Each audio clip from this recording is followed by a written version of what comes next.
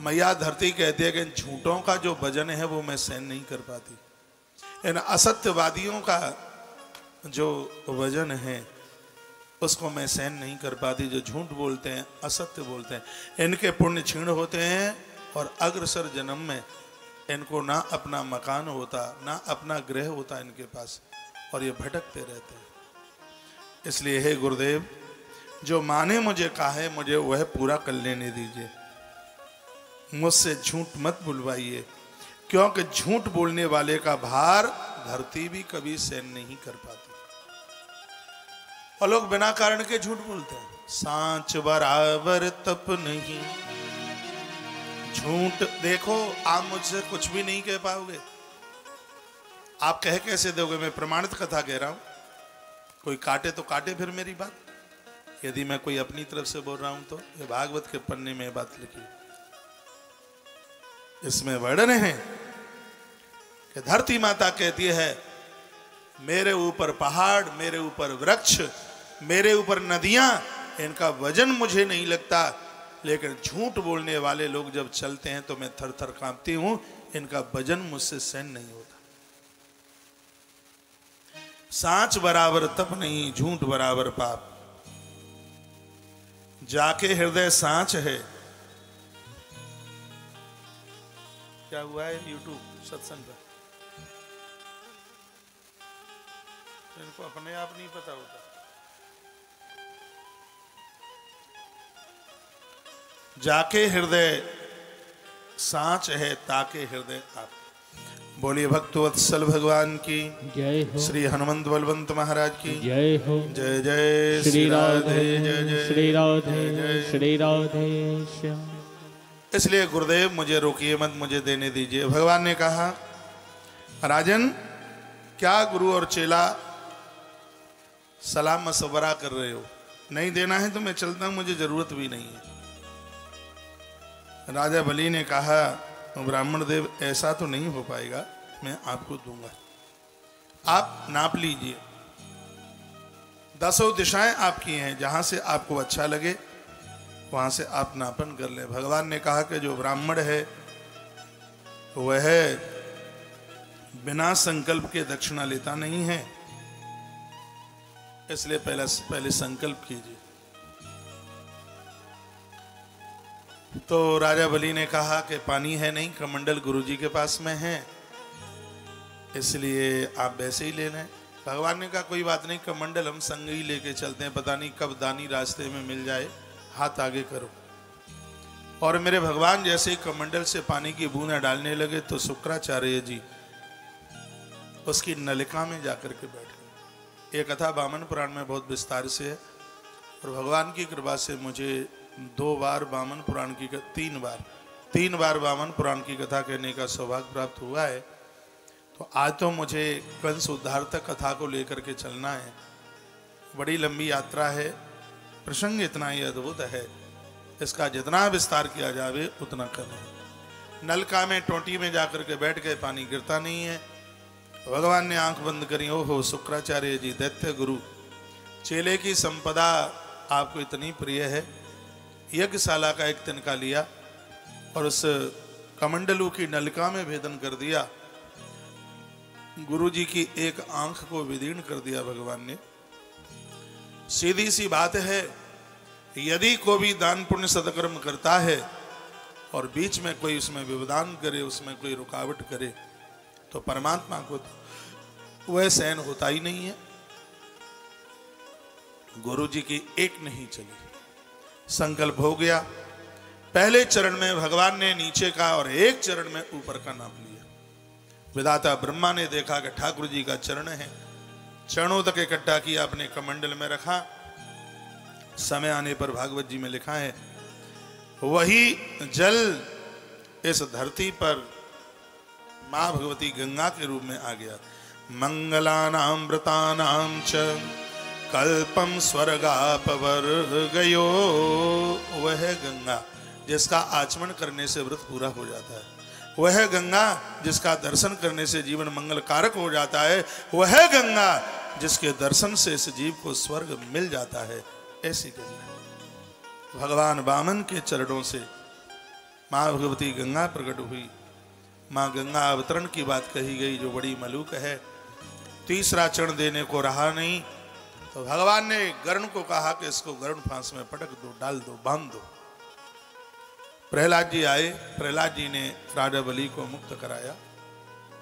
उसके तत्पश्चात विंध्यावली आंख में आंसू भरते रोती हुई आई, प्रणाम किया।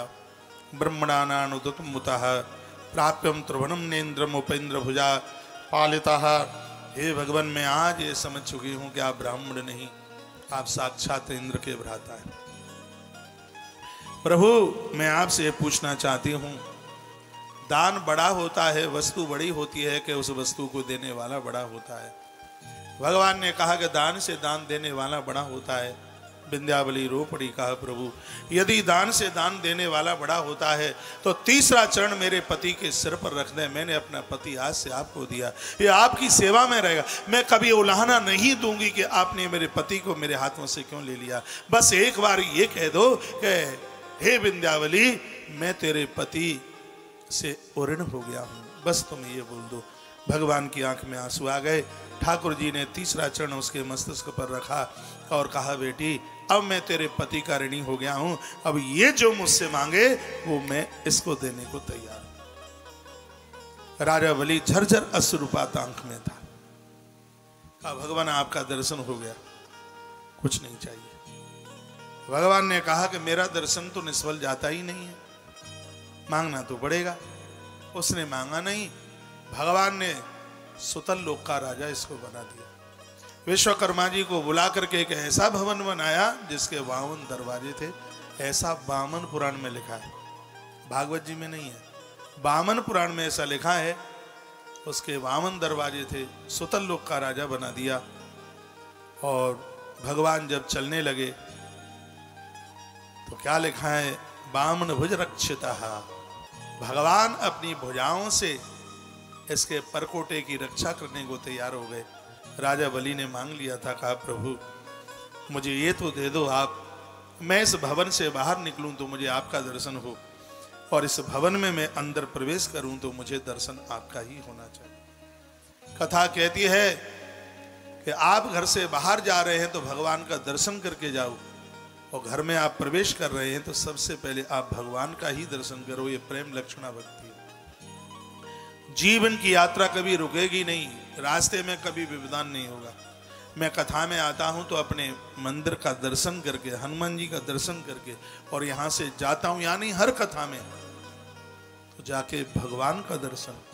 मैं भगवान को धन्यवाद करता हूं, प्रभु आपकी कृपा से आज के 5-4 घंटे बहुत अच्छे निकले, बहुत आनंद हुआ है।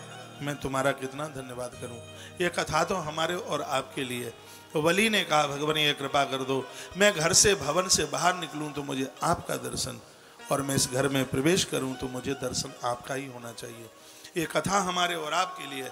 आप कहीं भी जाते हो, नौकरी पर, व्यापार पर, बिजनेस, जहां भी कहीं आप जाते हैं, घर से आप बाहर जाएं तो आपके घर में मंदिर तो होगा।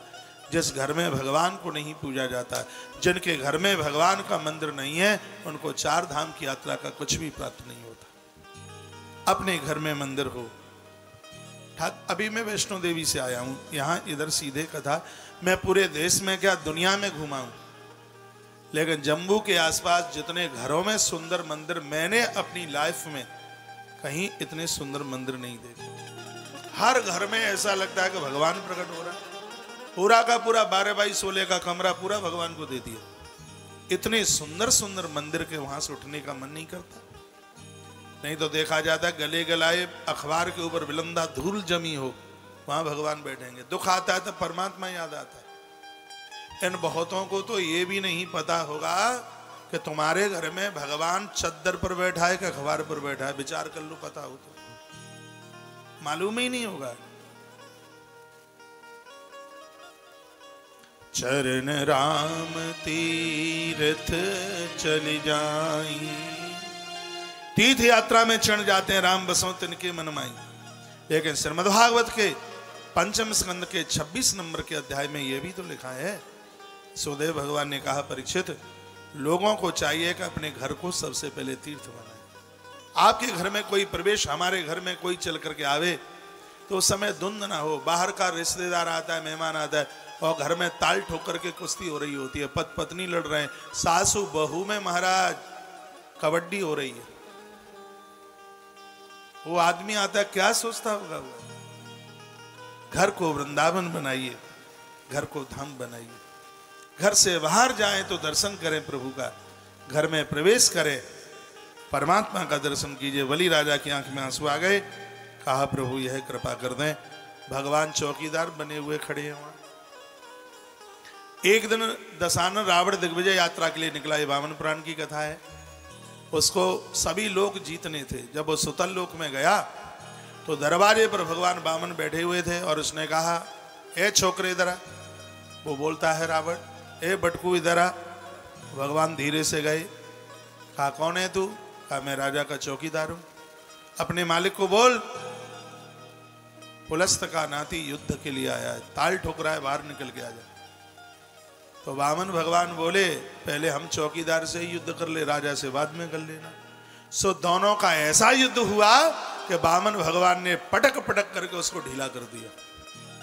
कहने लगा, आज से इस रास्ते से कभी निकलूंगा नहीं, कभी भी नहीं इस रास्ते से जाऊंगा। तुम कौन हो? उस समय भगवान वामन ने उसको अपना दर्शन दिया और ये कहने लगा, तुम जीते मैं हारा। तब भगवान वामन ने कहा था, तेरी इस सरलता विनम्रता के ऊपर मैं इतना प्रसन्न हूं, तू मुझसे कुछ वरदान मांग ले, तुझे क्या चाहिए? वामन पुराण की कथा है। भगवान वामन ने कहा रावण को, तू मुझसे वरदान मांग ले, तुझे क्या चाहिए? तो कहने लगा, प्रभु बहुत लंबा मैं जीवन जी रहा हूं, बस आपसे प्रार्थना यही है, मेरा अंतिम उद्धार आपके हाथ से हो, मैं आपसे यही मांगता हूं। भगवान ने कहा, यही होगा। वही वामन धरती पर दशरथ नंदन प्रभु राम बन करके आए और उसी वरदान के प्रभाव से प्रभु राम जी ने दशानन रावण का उद्धार किया। यह कथा वामन पुराण। सभी ग्रंथों को जोड़कर कथा को आगे ले जाने में बड़ा आनंद आता है। एक बार जयकारा लगाइए, बोले भक्त वत्सल भगवान की जय हो, श्री हनुमान जी महाराज की जय हो, जय जय श्री राधे। इतने में राजा बलि अंदर से बाहर आ गए। सो देखा दोनों का संवाद चल रहा था। रावण विश्व विजयी तो था ही, तो बलि ने रावण का पूजन किया, उसको वंदन किया रावण को। तो बलि ने कहा कि प्रभु मैं इसको क्या दूं, क्या दूं इसको? तो भगवान क्या बोले सुनिए, क्या इसका एक भाई बहुत बलवान है जिसका नाम है कुंभकर्ण, तुम अपनी भगनी का विवाह इसके भाई के साथ करा दो। उसी समय भगवान वामन प्रभु के कहने से राजा बलि ने अपनी बहन का विवाह कुंभकर्ण के साथ कर दिया। इन प्रसंगों में ऐसे अद्भुत चरित्रों का वर्णन किया है। तो यह चाहता था कि मेरा प्रभु के हाथों से उद्धार हो और भगवान ने वह किया। तत्पश्चात और तो पता नहीं तमाम तरह की कथाएं। लक्ष्मी मैया आई, बहन बन के आई, कलाई पर राखी बांधी, फिर ये मांगा, फिर वो मांगा, चौकीदार दे दो, फलाना दे दो, ठिकाना दे दो, जो होगा जहां होगा। मेरा वामन चरित्र यहीं पूरा होता है। बस इतना कह करके मैं आगे बढ़ूंगा। इधर देखिए, मैं इतना कह करके आगे बढ़ूंगा कि परमात्मा के ऊपर चढ़ाया गया कभी निरर्थक नहीं जाता, कभी नहीं जाता निरर्थक। ईश्वर उसको अनंत गुना करके वापस दे देता है। इस संदर्भ में एक वामन पुराण की कथा कह के और मैं सीधे 9वें स्कंद की तरफ जा रहा हूं। वहां बड़ी सुंदर कथा आती है कि एक कोई जुआरी निकलता हुआ जा रहा था। दुनिया का ऐसा कोई दोष नहीं था जो उसके अंदर ना हो। किसी कथा परिसर के सामने से निकला, कोई महात्मा, कोई साधु बोल रहे थे कि ईश्वर के ऊपर चढ़ाया गया कभी निरर्थक नहीं जाता। पाप इतने थे कि कथा में बैठ न सका, क्योंकि कथा तो पुण्यवानों को मिलती है, कहाँ पापियों को कथा मिलेगी। आप सब पुण्यात्मा हैं। भागवत जैसी सप्ताह गाथा आप सुन रहे हैं। निकल गया, हाथ में फूलों की माला लगी हुई थी और किसी गढ़का वैश्या के यहाँ जा रहा था। जैसे उसने उस पौड़ी के ऊपर, सीढ़ी के ऊपर पाम रखा, पाम फिसल गया, धड़ाम से नीचे गिरा। नीचे एक कीला पड़ा था जो पेट में पार हो गया। उसको कथा की वही धुनी माथे में थी। उसने ये सुन रखा था कि ईश्वर के ऊपर चढ़ाया गया कभी नर्तक नहीं जाता। सामने महादेव की पिंडी थी। सोचता है कि मैं अपनी चाहने वाली के पास तो नहीं पहुंच पाया माला लेके, क्यों नहीं ये माला मैं महादेव के ऊपर चढ़ा दूं। 1 मिनट का प्रवचन सुना था चलते चलते। कथा में समय देने में कभी घाटा नहीं है, आनंद ही आनंद है। और जीवन का सबसे बड़ा दान है कथा का दान। मैंने कथा के पहले ही दिन बोला है कि 17 तारीख को कहूंगा, हे परमात्मा, परिसर में जितने भी महानुभाव हैं सबको एक कथा कराने का पुण्य सौभाग्य प्राप्त हो। गोपियों ने कहा है ना, तब कथा अमृतम तप्त जीवनम कवि विरीडितम कलमसादहम श्रवण मंगलम श्रीमदाततम भुवि गृणन्ति ते भूरिदा जनः। गोपियां कहती हैं इस मृत्यु लोक का सबसे बड़ा दानी वह है जो भगवान की कथाओं का दान कर रहा है, उससे बड़ा कोई दानी ही नहीं है, क्योंकि इसके श्रवण मात्र से मंगल होता है, इसके श्रवण मात्र से कल्याण होता है। गोपी गीत में गोपियां बोली, तो ये तो बहुत बड़ी बात है। कथा का दान कितने लोगों का सुधार होता है, कितने लोगों का कल्याण होता है। सच तो यह है कि मंदिर बनवाने से ज्यादा पुण्य इसका है कथा का विस्तार हो, कथा का प्रचार हो। कथा जीवन को कल्याण करती है। 1 मिनट की उसने कथा सुनी। आप कथा क्यों सुन रहे हैं? आपको कोई वक्ता तो बनना नहीं है। 70 साल के हो गए, अब आप क्या वक्ता बनेंगे? आपको वक्ता बनना नहीं है, फिर भी आप कथा सुन रहे हैं। क्यों कथा सुन रहे हैं? ये कथा क्यों सुनी जाती है? कथा इसलिए सुनी जाती है, जब कभी व्यक्ति गलत रास्ते पर पांव रखता है तो 25 साल पहले भी कथा सुनी गई होगी, वो शब्द उस समय ताजी हो जाते हैं। कल यहां से क्या सुनाया भूल गए होंगे, परसों क्या सुनाया भूल गए होंगे, उससे 1 दिन पहले क्या सुनाया बिल्कुल याद, मुझे नहीं याद रहा तो तुम्हें क्या याद रहेगा? मुझे ध्यान नहीं है कि मैंने कल क्या सुनाया, तो आपको ध्यान कहां से रहेगा? जब याद ही नहीं रहता तो फिर ये सुनते क्यों हैं? ये इसलिए सुनते हैं जब कभी हम गलत रास्ते पर पांव रखते हैं, भले ही कथा याद नहीं है, लेकिन उस समय वो कथा पूरी की पूरी दिल दिमाग में आकर के गूंज जाती है और हम गलत काम करने से बच जाते हैं। इसलिए सत्संग किया जाता है, इसलिए भगवान की कथा सुनी जाती है। ताली इतनी मरी मराई क्यों बजाते हो?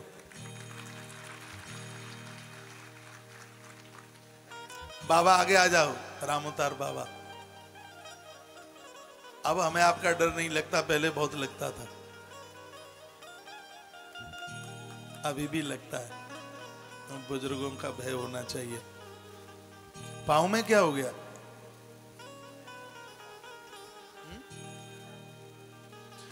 बोलो बांके बिहारी लाल की जय, हनुमान जी महाराज की जय, जय जय श्री राधे श्री राधे श्री राधे श्याम। तो आप कथा में सुन रहे हैं कि वो ज्वारी हाथ में माला लिए हुए है और पौड़ियों के ऊपर चढ़ता हुआ जा रहा है, नीचे गिर गया, कीला पेट में पार हो गया। सोच रहा है कि वहां तक तो नहीं पहुंच पाया जिसके लिए माला लेके आया था। सामने महादेव की पिंडी थी, क्यों ना ये माला महादेव के ऊपर चढ़ा दूं। और उसी समय उसने वो फूल की माला शंकर जी के ऊपर जैसे ही चढ़ाई और उसी समय प्राण निकल गए।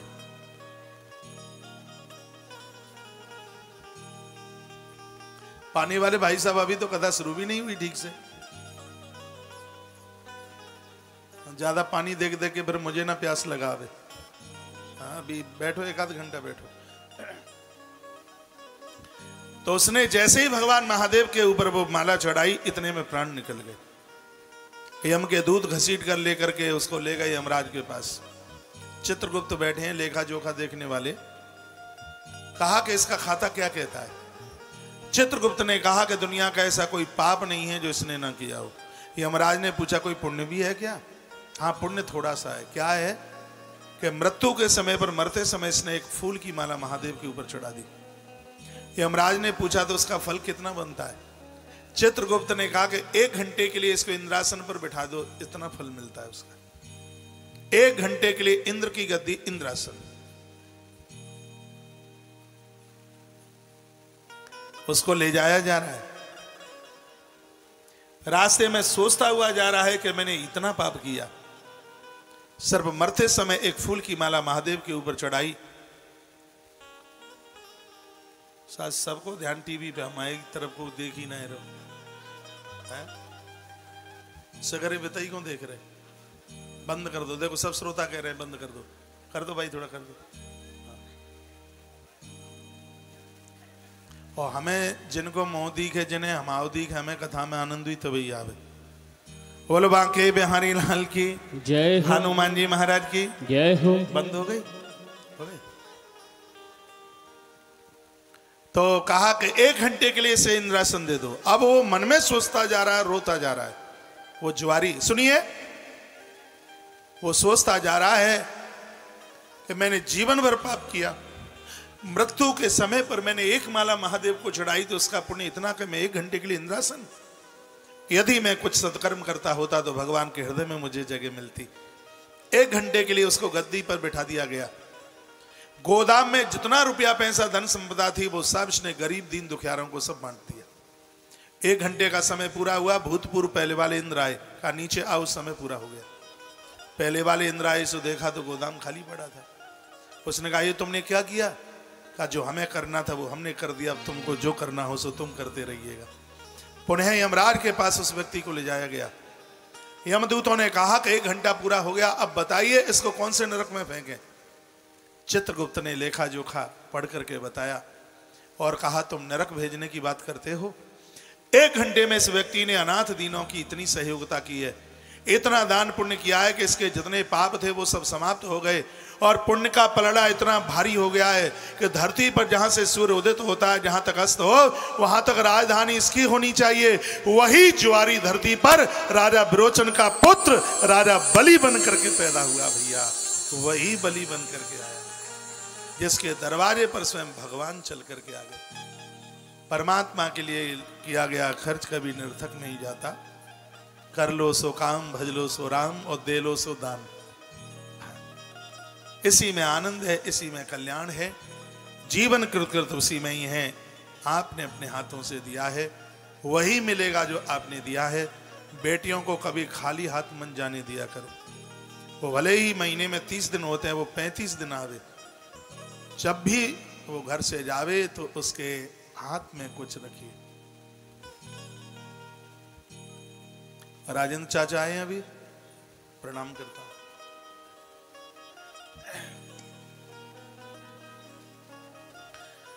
खाली हाथ मन जाने दीजिए बेटियों को। नियम तो ये भी है कि बहू भी अपने पियर को जाती है, भले ही उसके हाथ में 1 टका रखें, इसमें लक्ष्मी की बरकत होती है। उसके हाथ में कुछ दीजिए। और माताओं का तो जीवन होता ही देने के लिए। तो ऐसी है अद्भुत कथा का भैया वर्णन किया गया है। राजा बलि का यह दिव्य चरित्र आपने बहुत बार सुना है। धन्यवाद है आपका, एक बार आपने इस दास के मुख से भी सुना। परीक्षित राजा गदगद हो गए, कहा प्रभु आनंद हो गया। यह कथा सुन करके ऐसा लगता है कि जो भी हो सब लुटा करके रख दो। राजा बलि की कथा, बलि का नाम बलिदान में जुड़ गया। इतना दान इसने दिया, आज भी समर्पण को शब्द में बांधा गया उसको बलिदान के नाम से। और यहाँ तक भगवान ने कह दिया जो भी कोई सदकर्म हवन यज्ञ में बैठेगा उसके हाथ में कलावा बांधा जाएगा तो नाम तेरा बोला जाएगा। ये न बद्धो बलि राजा दानवेंद्रो महाबल तेन त्वामन बदनामी रक्षे माचल। भगवान ने कहा जो तेरा नाम लेकर हाथ में रक्षा सूत्र बांधेंगे उनकी जिंदगी की रक्षा मैं करूंगा, भगवान बोले। इसलिए पुरुषों के लिए दाहिने हाथ पर कलावा और माताओं के लिए बाएं हाथ पर कलावा, ये सुरक्षा कवच का काम करता है। कलावा कितना बांधना चाहिए? बहुत लोग तो यहाँ से लेकर के यहाँ तक बांध लेते हैं, इतना वो कलावा ही कलावा पूरे हाथ में बंधा होता है। चोटी से लेकर के तलवार जितनी आपकी हाइट है उतना ही कलावा हो हाथ के ऊपर। हाथ मेरे भी हाथ में कलावा है, ये कलावा रक्षा सूत्र है, ये इसके द्वारा जिंदगी की रक्षा होती है। इस कथा का पहला प्रभाव तो यह है। और दूसरा मान लिया जाए कि माता लक्ष्मी ने भाई बना करके उसको राखी बांधी तो उसने ये भी कह दिया तुझे क्या चाहिए, तो उसने कहा कि दरवाजे पर चौकीदार मेरे पति है, हमें दे दो। मान लिया जाए यह भी कथा ग्रंथों में है, कथा पुराणों में। तो इसका मतलब यह है कि हम और आप जो भी कुछ कर रहे हैं उसकी मांग यही कही है, ये न केन प्रकारेण, हमारे किए गए कर्मों के फल में भगवान हमें मिल जाए। परमात्मा हमें मिल जाए। बलि राजा रो पड़ा था, बहन को अपने अंक में लगाया। बहन से बड़ा कौन हो सकता है? बहन। इसके लिए तो जितने भी शब्द कहे जाएं उतने कम हैं। भगनी, जब भाई भाई आपस में लड़ते हैं तो एक बहन ही तो जो कंप्रोमाइजन समझौता कराती है। बड़ा भाई है तो विनम्रता के साथ कह, देख भैया तेरा छोटा भाई है ना, मम्मी पापा भी बूढ़े हो गए, तू ना घर संभालेगा तो कौन संभालेगा। बड़ा भाई उसकी बात मानता है। और छोटा है तो कहेगी अधिकार के साथ खींच के तेरी कनपटी में ऐसी मारूं सो लाल कर दूंगी सो जाके। उसका अधिकार है, वो ऐसे ही बोलती है, उसकी बात कभी कटती नहीं है। देखिए ये बहनें ससुराल में भले ही काम करते करते थक जाती हूँ, लेकिन जब पियर में आती हैं इनको थकान नहीं होती, इतनी खुश होते हैं। तुम्हें पता है मेरा भैया इतना बड़ा काम कर रहा है, तुम्हें पता है मेरा भैया इतना बड़ा काम कर रहा है। उसको इतनी खुशी, उसको इतनी प्रसन्नता होती है। और भाई के अंदर ऐसी कोई बात नहीं है जो बहन के सन्मुख ना कर पाए। ऐसी बहन ही तो है। जब कोई दिक्कत परेशानी घर में होती है, भाई भाई में लड़ाई झगड़ा होता है, तो अपनी बहन को वह फोन करता है। मैं कहना चाहूँगा, आप कभी कोई बड़ा काम अच्छा काम करें, अपना बटुआ बहन के हाथ में सौंप दें, पर्स उसके हाथ में सौंप दें, उसके हाथ से लेकर के खर्च कीजिए, बरकत आएगी। एक बात और निवेदन करूँगा, तुम्हारी घरवाली पैसे में हेरा फेरी कर सकती है, लेकिन तुम्हारी बहन बटुआ में कभी हेरा फेरी नहीं कर पाएगी। आप मुस्कुरा रहे हैं क्योंकि आपको जानकारी है इस बात की। जब उसको आप इतना सम्मान देते हो तो वो रो पड़ती है, उसकी आंख में आंसू आ जाते और कहती है, भले ही मेरे विवाह को 25 साल हो गए हैं, आज भी इस घर में मेरी जरूरत है। जिन घरों में भगनियां प्रसन्न हैं, उस घर की तरक्की को कोई रोक नहीं सकता। माँ भगवती लक्ष्मी ने आज अपने भाई बलि को बहुत बहुत शुभ आशीष दी। बहुत, स्कंद पुराण में एक बड़ी सुंदर कथा थी। बलराम ने अपनी बहन का सुभद्रा का कन्यादान किया। छोटी है ना, और छोटी बहन तो कन्या की तरह होती है, बड़ी बहन मां की तरह होती है। कन्यादान किया बलराम, स्कंद पुराण की कथा है। बलराम ने कहा, सुभद्रा मैं आज बहुत खुश हूं, दुख तो है कि तू अपनी ससुराल जाएगी, लेकिन मैं प्रसन्न हूं, मैंने कन्यादान किया है, तू मुझसे कुछ मांग ले। सुभद्रा की आंख में आंसू आ गए और वह बोली, भैया कलयुग आ रहा है, पता नहीं उस कलयुग में भाई लोग बहन को पूछेंगे कि नहीं पूछेंगे। मेरी प्रार्थना है कि आने वाले कलयुग में भी मेरे भाई मुझसे अलग न हो पाए, मैं अपने भाई से अलग न हो पाऊं। बलराम जी ने कहा, ऐसा ही होगा। उसी वरदान की वजह से आज तीनों के तीनों समुद्र के किनारे जगन्नाथपुरी के मंदिर में बैठे हुए हैं। मैंने पढ़ा है, जो भाई अपनी बहन से लड़ते हैं, बोलचाल उन्होंने बंद कर रखी है, उनको जगन्नाथपुरी की यात्रा दर्शन करने का कोई भी फल प्राप्त नहीं होता। यह जिंदगी का दुर्भाग्य है कि बहन से बोलचाल बंद हुए। एक कुकर पक्षी की तरह ये बहुत सीधी है, ये तुम्हारे ऊपर बड़ा भरोसा करती है। ससुराल में जब इसको दिक्कत परेशानी, इसको परेशान किया जाता है, तो ये नहीं कहती कि मेरा बाप थानेदार है, ये जरूर कहती है, मुझे बिना भाइयों वाला मन समझ लेना, मैं 4 भाइयों की बहन हूं, सीधा करवा दूंगी। इतना बड़ा भाई के ऊपर इसको अधिकार होता है। वो सूर्पणखा को ही देख लीजिए, वो अपना भरोसा भाई के ऊपर जताती है। रावण कैसा भी हो, लेकिन उसके अंदर एक तो गुण है ना, अपनी बहन के सम्मान के लिए उसने अपने पूरे कुनबे को खपा दिया। आखिर में ये तो उसके पास में था कोई गुण। इसका मतलब है भगनी का आदर, बहन का मान। बस सिर्फ बलि की कथा, बलि बलि बलि बलि, ये सबको पता है बलि, लेकिन कथा में जो एक सूत्र है, कथा में एक सार है। राजा बलि की कथा सुनने के बाद भी यदि भगनियों का सम्मान नहीं है, तो फिर उन कथाओं का कोई भी मतलब नहीं है। परीक्षित राजा ने बहुत बहुत धन्यवाद गुरुदेव का किया। कहा, गुरुजी बहुत आनंद आ रहा है, मैं आपसे पूछना चाहता हूँ कि आपने प्रथम स्कंद में 24 अवतार सुनाए थे भगवान के, तो उसमें आपने एक मत्स्य अवतार सुनाया। भगवान ये मत्स्य अवतार किस प्रकार से हुआ, इसके बारे में आप सुना देते तो बहुत आपकी बड़ी कृपा होती। तो इत्युक्तो विष्णुरातेन भगवान वादरायण वाच चरितम विष्णु मत्स्य रूपेण यत्कृतम। सूत जी कहते हैं सौनक ऋषियों, राजा परीक्षित ने पूछा कि भगवान मछली क्यों बन गए, मत्स्य भगवान क्यों बने, मछली क्यों बने, आप यह बताएं। तो सुकोवाच, भगवान सुखदेव बोले कि गौ विप्र सुर साधूनां छंदसामपि चेश्वरा रक्षामि छन्तनुर्धत्ते धर्मस्य अर्थस्य चैवै। गौ विप्र सुर साधूनां, परमात्मा गाय के लिए आता है, परमात्मा ब्राह्मण के लिए आता है, परमात्मा देवता और महात्माओं के लिए आता है। छंद सामपि, परमात्मा वेदों की रक्षा के लिए आता है।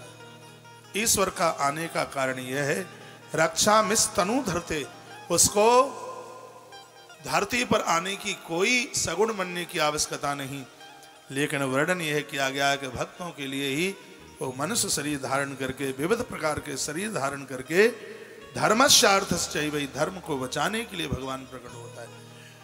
ईश्वर धर्म को बचाने के लिए ऊपर से नीचे चल के आता है, और हम लोग धर्म को बचाने के लिए घर से बाहर नहीं निकल के आ पाते हैं।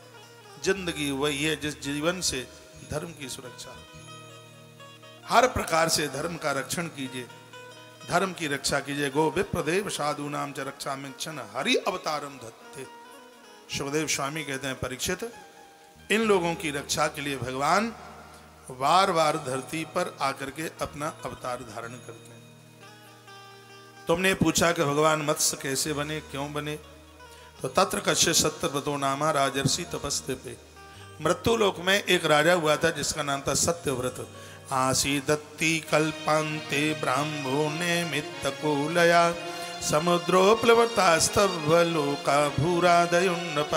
जब सृष्टि का प्रलय हो रहा था उससे 7 दिन पहले ही अवतार हुआ।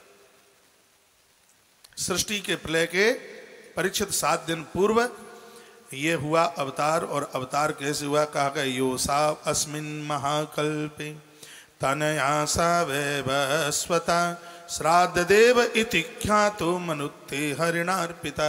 इनका नाम श्राद्ध देव मनु था। श्राद्ध देव इति ख्यातो, लोग इनको श्राद्ध देव के नाम से जानते थे। मनुओं में इनका नाम आया है और बड़े आनंद के साथ आया है। एकदा कृतमालायां कुर्वतो जलतर्पणं तस्यांजलकोदके काचित् सफर्ये का विपद्यता। एक बात मैं निवेदन करना चाहूंगा कि भले ही श्राद्ध 1 साल के बाद आते हैं, वर्णन किया है इस ग्रंथ में, जो हर अमावस्या को अपने पूर्वजों के लिए जलांजलि प्रदानित करते हैं, ऐसे लोगों के परिवार में कभी भी अकाल मौत नहीं होती, उस परिवार की उम्र बढ़ती है। अमावस्या को रात्रि के समय तिल के तेल का दिया जला करके रखा जाए पूर्वजों के निमित्त। एक अंजलि दक्षिण हाथ से ऐसे जल डाला जावे तो पुरखे तृप्त हो जाते हैं। हर अमावस्या को होना चाहिए। ये राजा हर अमावस्या को ऐसा करते थे। कृतमाला नाम की नदी के किनारे पर वह पहुंचे। कुर्वतई जल तर्पण ही, वह अपने पूर्वजों के लिए तर्पण करने को जा रहे थे। तो तस्यांजल को के काज सफरिया, सफरिया कहते हैं मछली, संस्कृत का शब्द है। तो हाथ में वो मछली चल करके आ गई। सत्य व्रतुंजलि गताम सहतोइन भारत।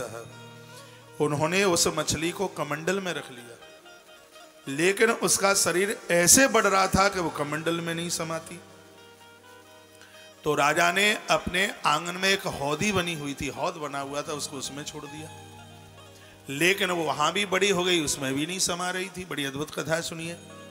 फिर राजा ने उस मछली को लिया और उन्होंने उसको नदी में छोड़ा। नदी तोये सफरिम द्रवड़ेश्वरः, लेकिन वो मछली नदी में भी नहीं समा रही थी।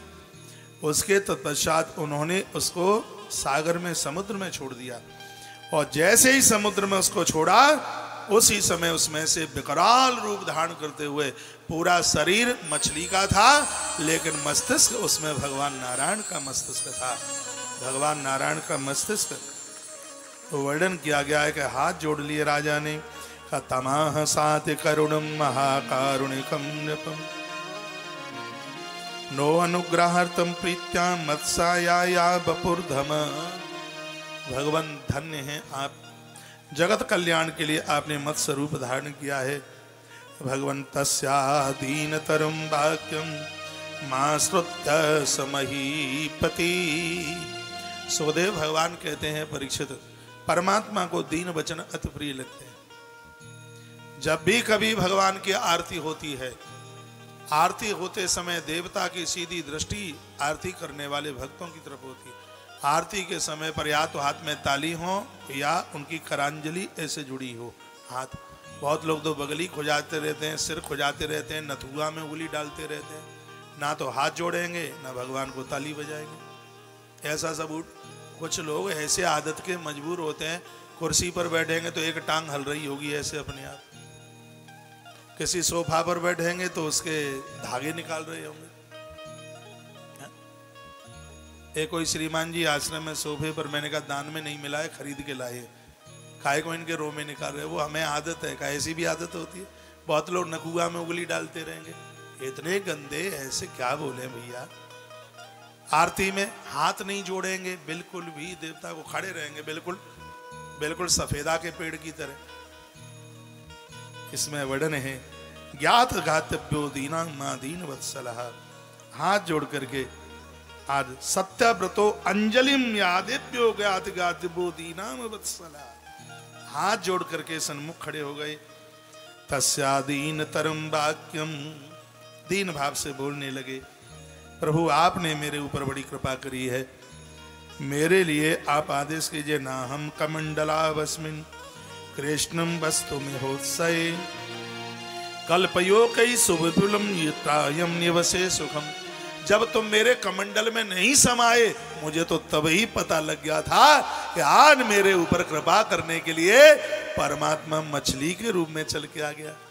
ये कथा कहते हैं कि ईश्वर कोई भी रूप धारण करके आ जाएगा हमारे कल्याण के लिए, कृपा करने के लिए। और इसमें एक बात और कही है परीक्षित, जो भगवान का भक्त बनकर के जीता है, परमात्मा हर रोज किसी न किसी रूप में उसको दर्शन देने के लिए आता है, हम उसे पहचान नहीं पाते। 2009 की बात है, चित्रकूट जानकी घाट।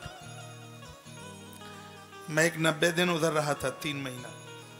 जानकी कुंड रोज जाता था स्नान को। राम घाट जानकी कुंड बड़ी अच्छी जगह चित्रकूट में, तपोभूमि है, तपोस्थली है। मुझे एक महात्मा मिले, 109 वर्ष उम्र थी उनकी।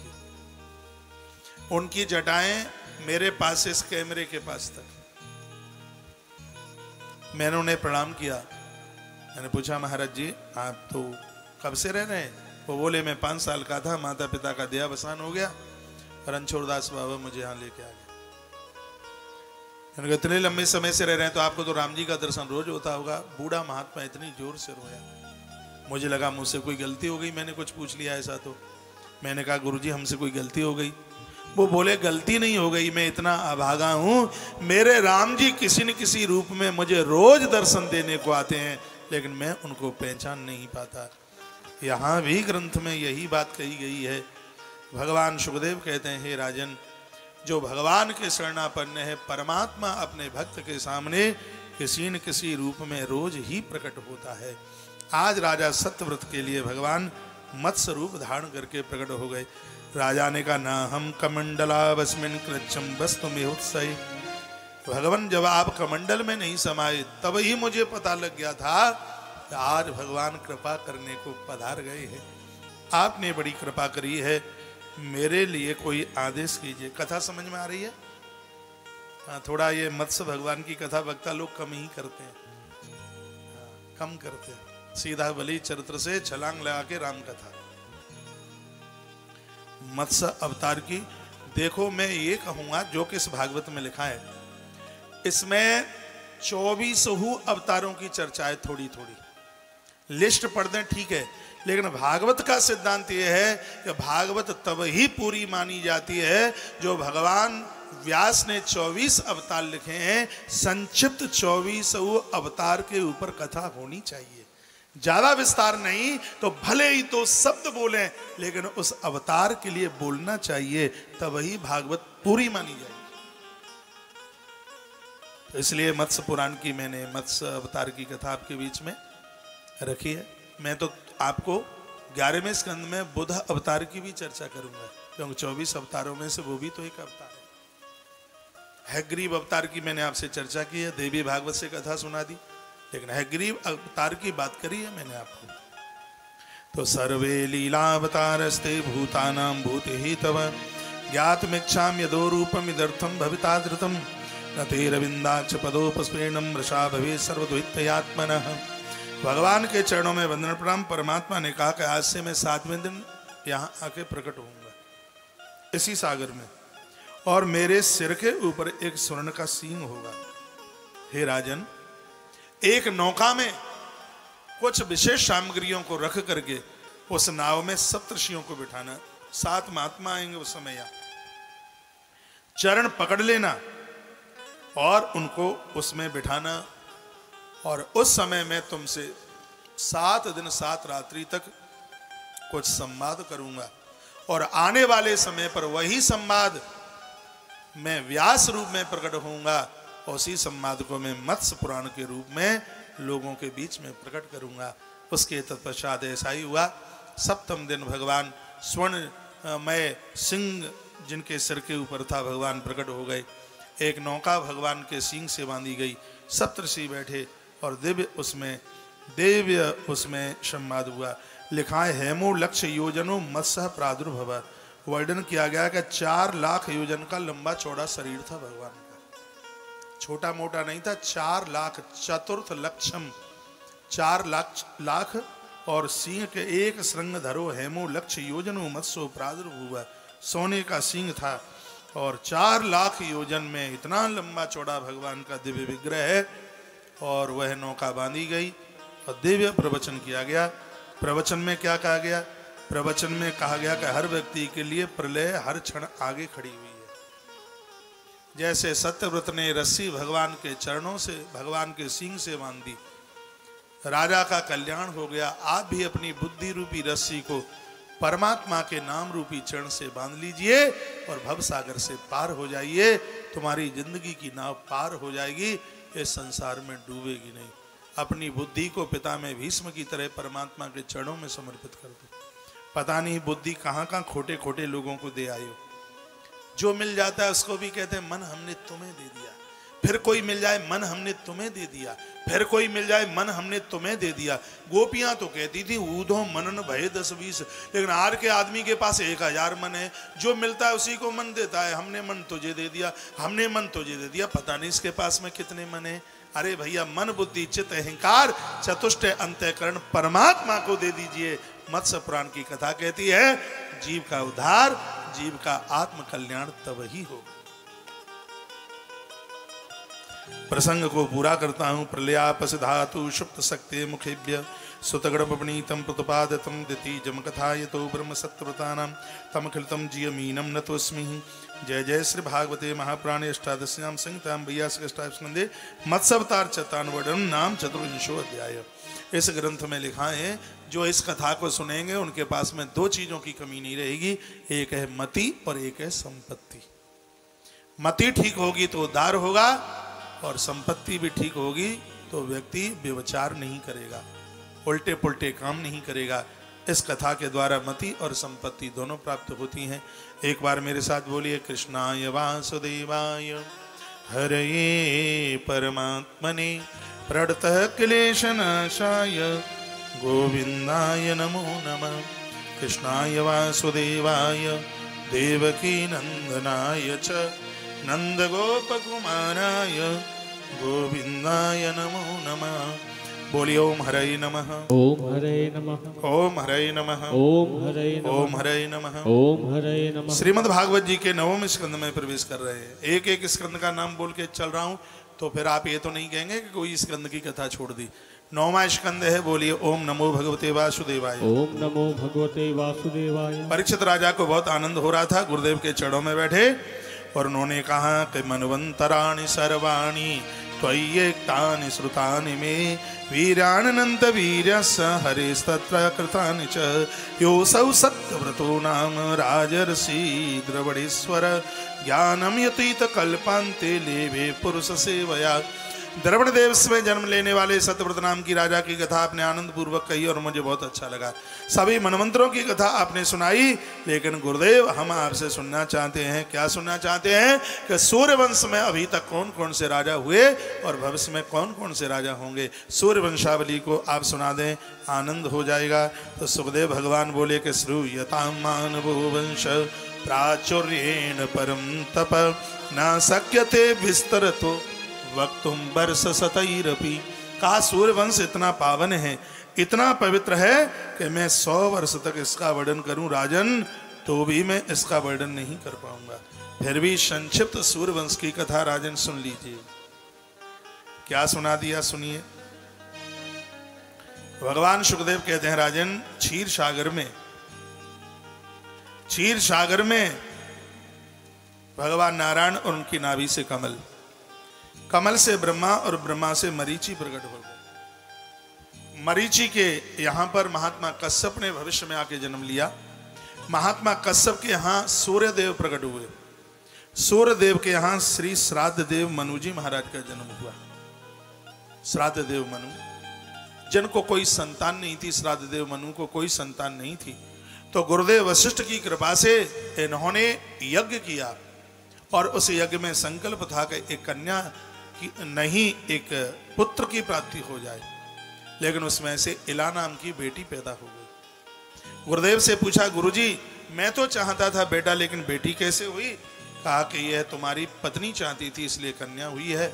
उसी कन्या को गुरुदेव वशिष्ठ ने सुधुम्न नाम का पुत्र बना दिया। सुधुम्न एक बार वन में गए, शंकर का श्राप था उस भूमि के लिए, तो ये पुण्य स्त्री के रूप में और इनका अश्व घोड़ी के रूप में वापस लौट रहे थे। तो चंद्रमा का पुत्र बुध से मुलाकात हुई और बुध ने इस स्त्री के साथ में विवाह किया और एक संतान का जन्म हुआ जिसका नाम हुआ पुरुरवा। इसी पुरुरवा से चला है। अभी आगे आप चंद्रवंशी राजाओं की कथा सुनोगे। शुरू से लेकर के तो एक ही वंश था जिसका नाम है सूर्यवंश, उसी में से चंद्रवंश चला।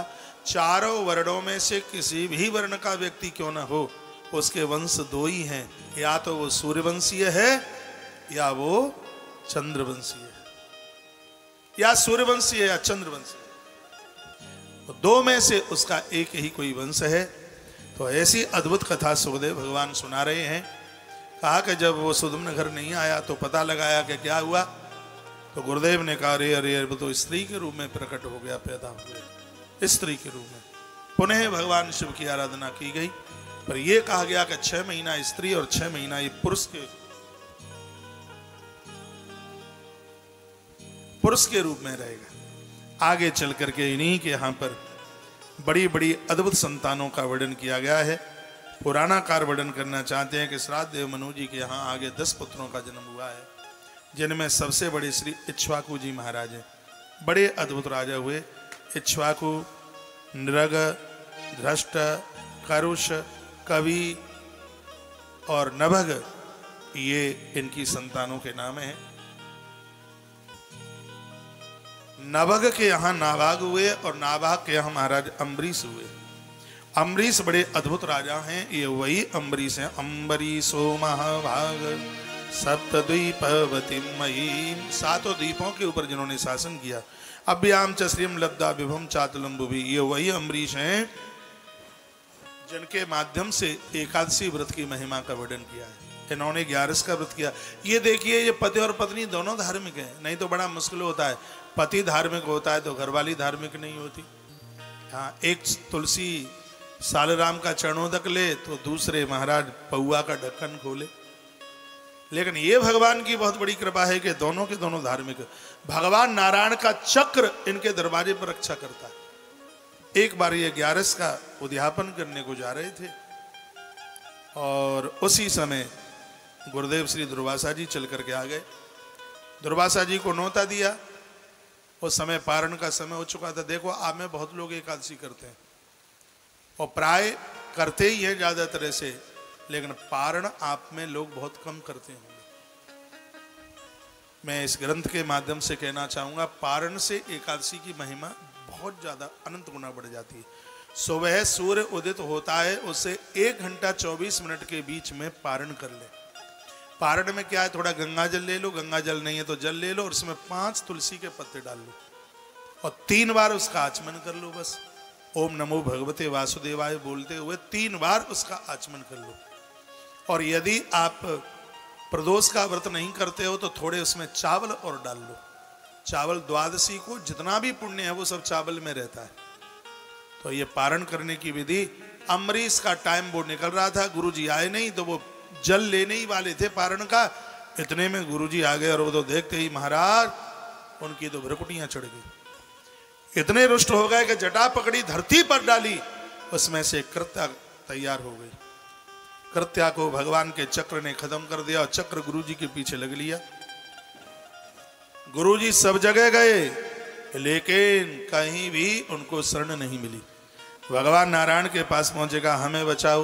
भगवान ने कहा कि अहम भक्त पराधीनो यह स्वतंत्र ध्वज, मैं भक्त के पराधीन हूं, मैं कुछ भी नहीं कर सकता। यदि तुम्हें अपनी रक्षा चाहनी है तो अम्बरीश के पास में ही जाइए, वही तुम्हारे लिए कुछ कर पाएंगे। अहम भक्त पराधीनो यह स्वतंत्र ध्वज साधुर्भिर्ग्रस्ता हृदयो भक्त भक्त जनप्रिय। भगवान कितना अच्छा बोले। भगवान कहते हैं तुमने साधु का अपमान किया है और साधु मेरा हृदय है। ये भगवान कहते हैं कि तुमने संत का अपमान किया और संत मेरा हृदय है। मैं तो तुमसे बहुत ज्यादा रुष्ट हूं। दुर्वासा जी से भगवान बोले, मैं तो तुमसे इतना ज्यादा रुष्ट हूं कि पूछो ही मत। यदि अम्बरीश तुम्हें क्षमा कर देगा तो ही मैं तुम्हें क्षमा कर पाऊंगा, नहीं तो मैं भी तुम्हें क्षमा नहीं कर सकता। कथा कहती है कभी भी संतों का अपमान मत करो। मैं फिर एक बार निवेदन करूंगा, जघन्य अपराध लगता है जो संतों की आलोचना करते हैं। भैया बड़ाई नहीं कर सकते तो बुराई तो मत कीजिए। और इतनी बुराई करते हैं, पता नहीं कि बाप दादाओं की प्रॉपर्टी दाब ली है क्या उन्होंने। इतनी बुराई करेंगे, इतने खोटे शब्द बोलेंगे, वैसे दुनिया भर के लंबे लंबे तिलक कठमल्ला गले में डालेंगे, चुटिया 1.5 हाथ की होगी, लेकिन बुराई करने में कमी नहीं छोड़ेंगे। ऐसा ना करें बिल्कुल, चाहे मैं हूं, आप हो, कोई तीसरा हो।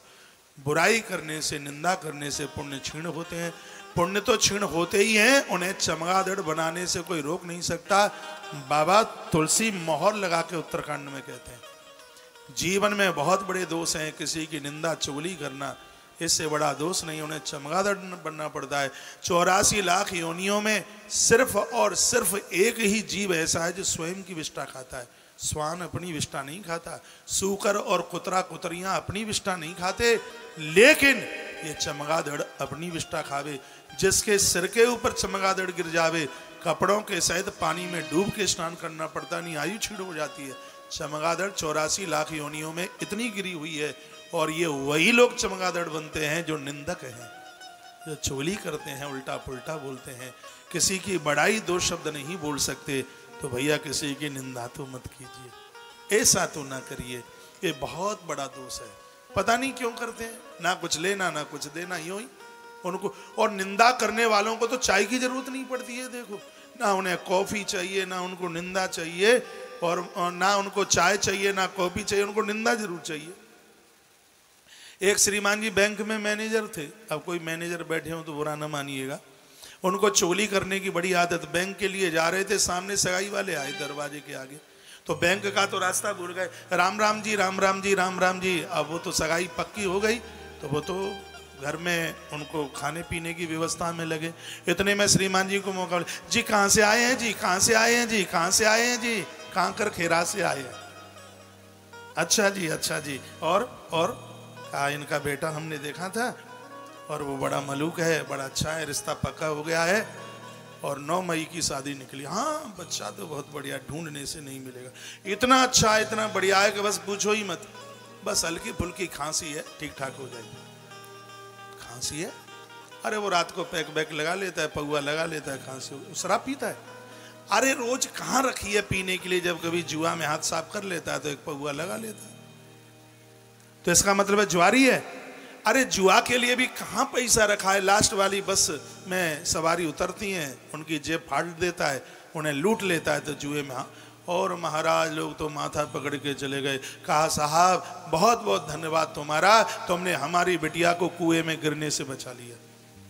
अब बैंक नहीं गया, घर आया, घरवाली को बोला कि बना आलू का पराठा दही से खाऊंगा, 9 मई की बनी बनाई शादी तोड़ करके आया हूं। बहुत लोगों को इसी में इंटरेस्ट आता है, किसी को बसा नहीं सकते तो भैया किसी को उजाड़िए मत। ग्रंथ में जिन बातों को वर्णित किया गया है, ये कथा हमारे लिए है। संतों की निंदा मत करना, संतों की कभी आलोचना मत करना। भगवान ने कहा मेरा भक्त तुम्हें क्षमा करेगा तभी मैं तुम्हें माफ कर सकता हूँ। 1 वर्ष का समय बीत गया था इसमें। अम्बरीश के पास में लौट करके आए और दुर्वासा जी चरणों में गिरने लगे। कहा उल्टी गंगा मत बहाओ, आप क्या करते हो, मुझे अपराध लग जाएगा। कहा तुम्हें अपराध की पड़ी है, चक्र मेरे पीछे लगा है, कैसे भी मुझे बचा लो। अम्बरीश ने कहा हे परमात्मा, मैंने निस्वार्थ भाव से 11 का व्रत किया है, तो मेरे पुण्य महात्मा जी को लग जाए, आपका चक्र शांत हो जाए। चक्र शांत हुआ। दुर्वासा जी ने गलती का एहसास किया और ये कहा तुम्हें लेने के लिए स्वयं भगवान आएंगे।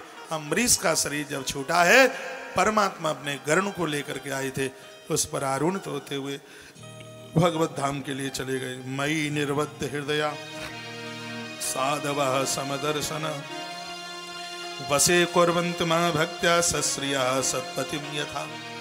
यह भगवान ने कह दिया था कि सरल बनो, किसी की निंदा मत करो, सब जगह भगवत दर्शन करो, मैं तुम्हारे बस में हो जाऊंगा। ये जवाबदारी मेरी है कि मैं तुम्हारी दुर्गति नहीं होने दूंगा। इसमें एकादशी की महिमा का वर्णन किया है। एकादशी का व्रत 3 दिन में पूरा होता है। दशमी की रात्रि को अन्न छोड़ा जाता है और एकादशी को एक बार फलहार किया जाता है और द्वादशी को भी एक ही बार भोजन किया जाता है। लेकिन होता तो ऐसा है कि कल एकादशी है तो दशमी की रात को कूच कूच करके खाएंगे कि कल कहीं भूख न लगा आवे, तो फिर वो एकादशी नहीं होगी। और बहुत लोग तो एकादशी के दिन थरिया भर के फलार करते हैं, बिल्कुल उफंड रही हो, एकदम बिल्कुल ऊपर डकार मारेंगे वो अलग से। कोई भी व्रत हो उसमें डकार आ गई तो व्रत खंडित। कोई भी व्रत हो दिन में नींद आ गई तो व्रत खंडित। एकादशी करने वाले मान भाव सुन लो, एक पतेला भरकर खा करके 2 घंटा सोते हो एकादशी वाले दिन, तो उसका कुछ भी नहीं मिलता है। एकादशी के दिन रात को 12 बजे तक जागरण होने की बात कही है।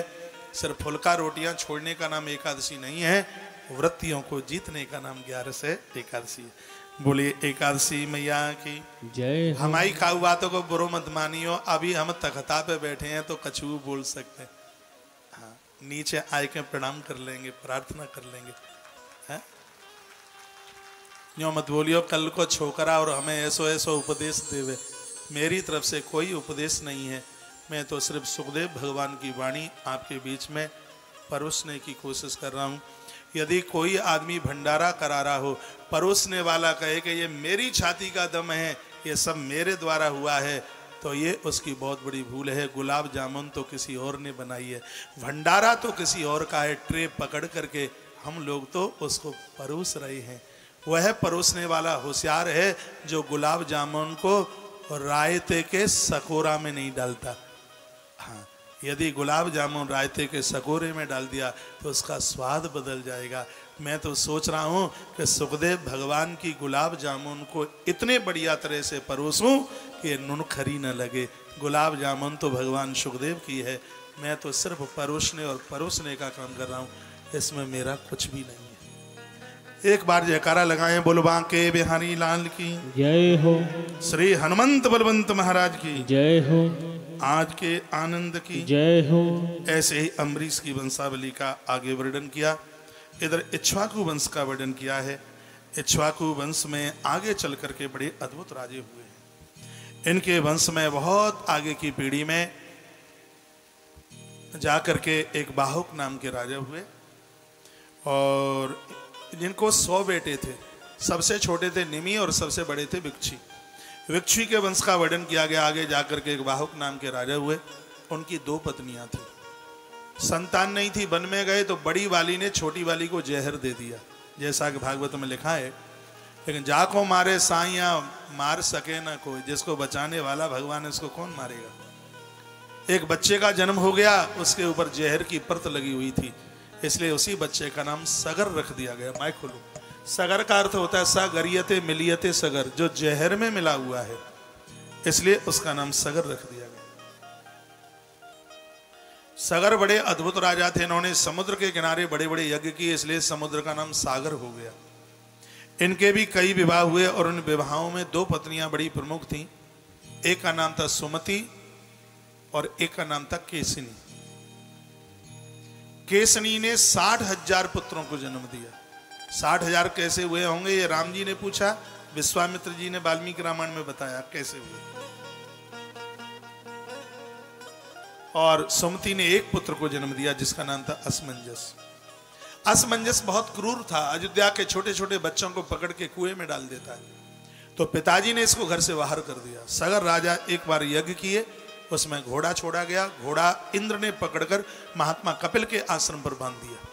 घोड़ा आवे तो यज्ञ पूरा हो, कौन जावे। सगर के 60,000 गए, बाबा जी को गाली देने लगे। महात्मा के कोप के द्वारा 60,000 जल करके राख हो गए। यज्ञ पूरा तब हो जब अश्व आवे, घोड़ा आवे। तो असमंजस का जो बेटा था, जिसका नाम था अंशुमान, अंशुमान खोज में चले। माँ तो गंगा का अवतरण है इस कथा में, इसलिए इसको जरूर सुन लीजिएगा। वो महात्मा कपिल से जाकर के मिले, दर्शन किया, कहा गुरुजी मेरे पूर्वज का ये राख पड़ी है, इन्होंने मुझे गालियां दी, मेरे कोप से जल के राख हो गए, ये जिंदे कैसे होंगे। कहा गंगा यदि धरा पर चल करके आ जावे तो ये संभव हो सकता है। अंशुमान ने जीवन भर तप किया। अंशुमान तपस्ते पे गंगा नयन काम्या, तप किया, लेकिन मात गंगा धरातल पर चल करके बिल्कुल भी नहीं आई। उनके पुत्र हुए जिनका नाम है दिलीप। दिलीप तत्सुधा भक्ता काल में ईवान। दिलीप ने तपश्चर्या करी, गौ माता नंदिनी की सेवा करी थी। इनको संतान नहीं थी, इन्होंने नंदिनी की सेवा करी और माता नंदिनी की कृपा से इनको एक पुत्र हुआ जिसका नाम था भगीरथ। भगीरथ अपने पूर्वजों की खोज में चले, लेकिन आधे से ज्यादा जीवन निकल गया। तब माता गंगा ने दर्शन दिए। अरे हमारे मुख से गंगा माँ का नाम निकल रहा है, इससे ही पाप प्रताप संताप सब छीण हो रहे। ऐसा से पुराण में लिखा, गंगा गंगेत ब्रूयातम, गंगा नहा लेना तो बहुत बड़ी बात है, यदि मुख से गंगा मैया का नाम भी निकल जाए तो पाप जल के राख हो जाते हैं। हमें तो गंगा की महिमा सुनने को मिल रही है। दर्श्यामास तम देवी प्रसन्ना वरदा स्मिते। माँ भगवती गंगा प्रकट हो गई और माँ गंगा ने कहा पुत्र वरदान मांगो, क्या चाहिए। भगीरथ ने कहा माँ मेरे पूर्वजों के उद्धार के लिए धरती पर चल के आ जाओ। मैया ने कहा कि कोपिधार्यता वेगम पतंता में मही तले अन्यथा भूतलम भित्पा निपयासे रसातलम। मेरा वेग इतना है, उसको धारण कौन करेगा, और यदि मेरा वेग कोई धारण न कर पाया तो धरती फाड़ के रसातल में चली जाऊंगी। परीक्षित ने, सुखदेव स्वामी कहते परीक्षित सुनो, भगीरथ ने कहा कि माँ रुकिए, मैं गुरुजी को पूछ के आता हूँ। उसी समय कपिल मुनि को पूछने को गए। इस कथा का अध्यात्म पुट ये है, गंगा भक्ति है, भक्ति को कैसे धारण किया जा सकता है ये राह तो कोई गुरु ही बता पाएगा, ये समाधान कोई गुरु करेगा। गुरुजनों के बिना कैसे भक्ति प्राप्त की जा सकेगी, कल्पना भी नहीं की जा सकती। मंत्र तो सिगरे किताबों में लिखे हैं, लेकिन वो फलीभूत तो तभी होता है जब वो गुरु के मुंह से निकलता है, जब वह बताते हैं वो ही तभी सफलीभूत होता है। भक्ति को धारण करने के लिए गुरु का एक साम्राज्य है।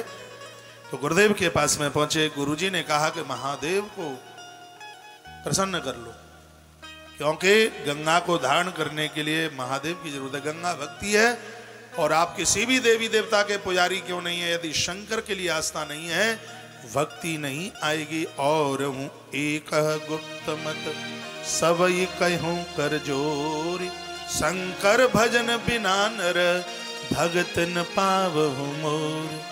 जेहि पर कृपा न करहि पुरारी, सोन पाव मुनि भगति हमारी। जिसके ऊपर महादेव कृपा नहीं करेगा उसको भगवान की कभी भक्ति नहीं मिल सकती। एक दिन मैंने बोला नहाने के बाद एक लोटिया सूर्य देवता को चढ़ाते हो तो एक लोटा महादेव को जरूर चढ़ाइए, इस गंगाधर को चढ़ाइए और आनंद देखिए, भजन में कितना मन लगता है। एक दिन मैं किन्हीं को पूछ रहा था, मैंने कहा चाचा तुम, यहां तो सब या तो मेरे चाचा हैं या ताऊ हैं, बाबा लोग हैं। मैंने कहा तुम आरती में नहीं आते, हनुमान जी की आरती में? क्या करे, मन ही नहीं लगता। 11 बजे तक दरवाजों पर लोगों के यहाँ बात करने में मन लगता है, लेकिन हनुमान बाबा की आरती में मन नहीं लगता। मन लगाइए। भगवान शंकर को एक लोटा पानी आप चढ़ा करके देखिए, ईश्वर के दरबार से कभी अलग नहीं हो पाओगे। ये शंकर की महिमा है, ये भगवान महादेव की बड़ी विशेषता है। भगवान शंकर को ध्यान में लिया, उनका यजन किया, भगवान महादेव प्रकट हो गए, शंकर जी प्रकट हो गए। भगवान भोलेनाथ ने कहा वरम ब्रूयात, बेटा वरदान मांगो, क्या चाहिए? तो कहा प्रभु जी आप ये कृपा कर दें कि माँ भगवती गंगा को अपधारण कर लें, माँ गंगा को स्वीकार कर लें। आज भगवान शंकर ने अपनी जटाएं खोली, गंगा ब्रह्मा के कमंडल से कड़कड़ की आवाज करती हुई महादेव की जटाओं में चल करके आई। नाम हो गया, बोले जटा शंकरी महारानी की जय हो। नाम जटा शंकरी हुआ। कई दिन हो गए थे शिव की जटाओं में गंगा को। पूछा गया है कि भगवान भगीरथ ने कहा गंगा जी को बाहर निकाल दो, कहा बाहर नहीं निकालूंगा, इससे मुझे बड़ी शांति मिली है। भक्ति से शांति तो मिलती ही है। तो भगीरथ ने कहा तुम्हारी शांति के लिए हमारी 3 पीढ़ी पधार गई होंगी, आप गंगा जी को बाहर निकाल दो। तब भोलेनाथ ने कहा मैं देखता हूं ना कि इसका कितना बेग है। सोच रही थी, कहती थी कि मेरा बेग कौन धारण करेगा। भगीरथ ने कहा वो तुम्हारी दोनों की आपस की लड़ाई है, मुझे पूर्वजों का उद्धार करना है, गंगा जी को बाहर निकालिए। और उसी समय जैसे ही अपनी जटाओं को महादेव ने निचोड़ा है, किल किल कलरव की आवाज करते हुए माँ गंगा पृथ्वी पर चल करके आ गई है। गंगा जी ने इस मृत्यु लोक का पहला स्थान छुआ, उसको आज गंगोत्री के नाम से जानते हैं। उत्तराखंड में स्थान गंगोत्री के नाम से है। मानवीय जीवन मिला है तो इस स्थान का दर्शन जरूर कीजिए। जिस स्थान पर भगीरथ राजा ने तप किया वो स्थान भी